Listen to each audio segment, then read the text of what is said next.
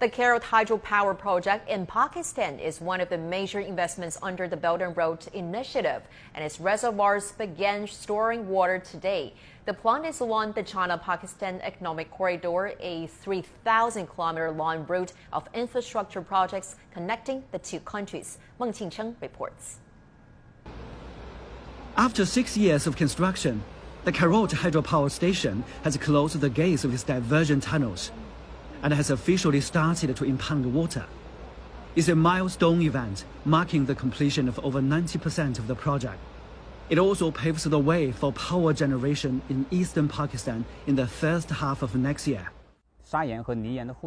We spent 2 years working out solutions to cope with the sandstone and mudstone underground, which interrupted our grouting work. We made it after repeated trial and error.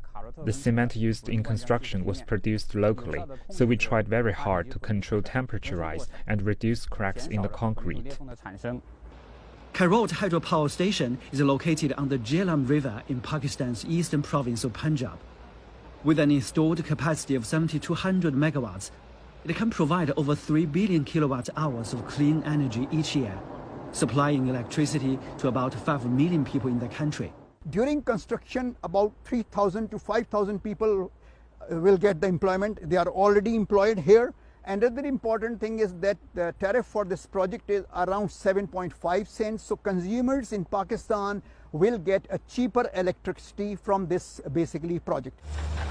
The project is an investment by China Three Gorges Corporation, a Chinese enterprise that's among the world's largest producers of hydroelectric power.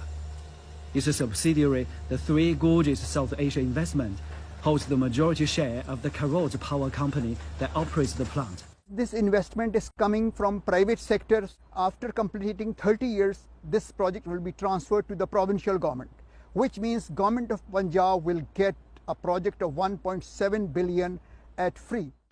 The Karot Hydropower Station is the first investment project of the Silk Road Fund and is part of the China-Pakistan Economic Corridor.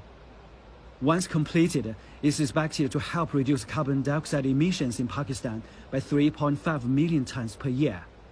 Meng Qingsheng,